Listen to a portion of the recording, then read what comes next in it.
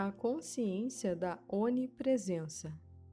Quando chegamos a um determinado ponto de nosso desenvolvimento espiritual, perguntamo-nos como poderia haver tal Deus, como tem sido adorado nos últimos 4.000 anos, seja o Deus hebreu, o Deus cristão ou o Deus budista. Através de orações a esse Deus, as guerras não foram superadas, nem a paz veio à Terra.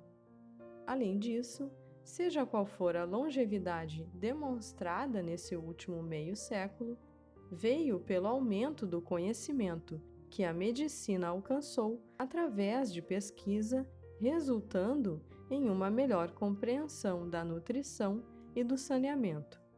Hoje, muitos ministros estão dispostos a admitir que um novo conceito de Deus deve ser apresentado ao povo, porque o que até agora foi apresentado não tem sido Deus, mas apenas uma imagem falsa.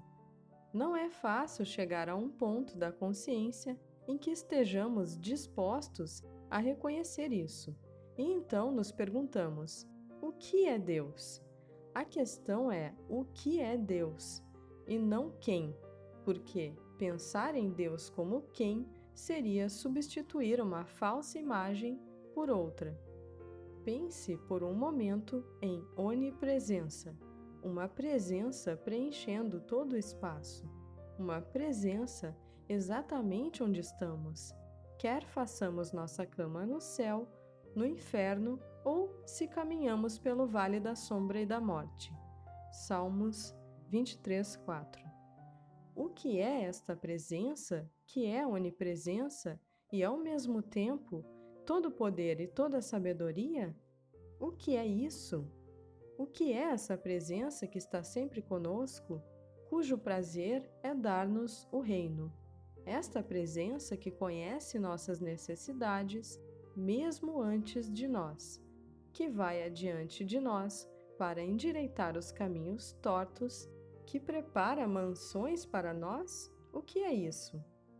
À medida em que retomamos essas perguntas em nossa mente, sem medo de que haja qualquer Deus que vá nos punir por tal questionamento, conforme nós desistimos da fé naquilo que nunca garantiu a nossa fé, descobrimos que a presença não faz tudo por nós, porque não entendemos o que ela é e como atua. Devemos esvaziar o vaso cheio de todas essas falsas crenças e imagens, para que possamos ser preenchidos com a verdade. É verdade que, em todas as eras, somente alguns poucos atingiram a sabedoria, o entendimento e a demonstração real da onipresença. Mas o mundo, por acaso, mostrou alguma evidência de uma presença divina, de um poder infinito do bem? A inevitável resposta negativa poderia ser bastante perturbadora para a fé de alguém. No entanto, só porque os falsos deuses deste mundo falharam com o mundo, ou porque as pessoas do mundo falharam com o único Deus, não podemos cometer o erro dos ateus e crer que não há Deus. Vamos, sim, reconhecer que não temos pesquisado o suficiente, mas aceitado as crenças sem questionar, opiniões e teorias que nos foram transmitidas. Se a liberdade tem algum significado, seu sentido mais vital deve ser a liberdade de pensar, de procurar, perguntar e descobrir o que está além do horizonte do conhecimento aceito, até chegarmos à meta que buscamos, a meta que é a vida harmoniosa, vida abundante e eterna. Por que negaríamos que, individualmente, esse é o nosso objetivo? Por que não ser sincero e reconhecer que estamos neste mundo, em nosso estudo da sabedoria espiritual, por um propósito, que é buscar a vida eterna? Buscar aquilo que trará a paz na terra a todos os homens ao longo de todo o tempo. e garantir a liberdade, de modo que a liberdade nunca mais esteja à mercê do homem? Por que não reconhecer que a nossa grande esperança é aquilo que está nos libertando individualmente, venha finalmente libertar o mundo inteiro? Quando uma pessoa alcança a liberdade espiritual, ele alcança isso para todo o mundo, mesmo que demore um século para a demonstração na Terra dessa plenitude e cumprimento dessa liberdade. Este deve ser o objetivo de cada indivíduo que foi transformado pela graça de Deus no caminho espiritual. Procurar e procurar até que ela chegue. Porque, ainda que apenas um de nós realize isso, colocará em movimento aquilo que pode libertar o mundo inteiro. A liberdade vem através da unidade consciente com a nossa fonte. Quando uma pessoa está presa a algum sentido de limitação e busca a ajuda de um praticante espiritual, a ajuda que ela recebe é a percepção, por parte do praticante, de que Deus constitui a consciência individual e que mesmo o corpo é o templo do Deus vivo. Isso libera a pessoa da crença universal de que ela é o homem mortal, com um corpo mortal.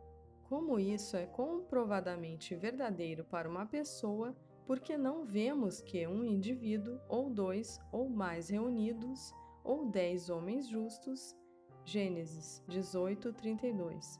Apenas 10, sabendo que Deus constitui a consciência do homem individual, poderiam libertar todo este mundo? A única escravidão que existe é a crença de que somos insignificantes homens mortais. A liberdade virá com a compreensão de Deus como consciência, da consciência como onipresença e a percepção de que essa consciência é a consciência individual do homem.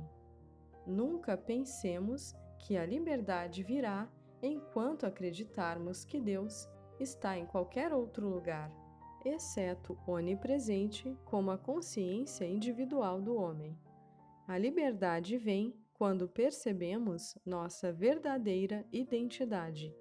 Um indivíduo descobrindo o segredo da onipresença pode libertar o mundo de sua escravidão das limitações do sentido material. Mas o que é essa onipresença que está presente onde estejamos nós confortavelmente situados ou em algum inferno de pecado, falso apetite, doença, idade ou mesmo morte?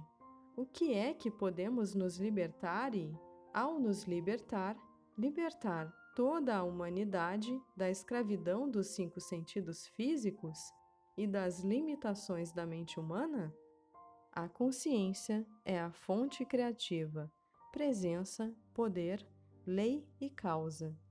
E somente quando entendemos o significado da consciência, temos todo o segredo da vida.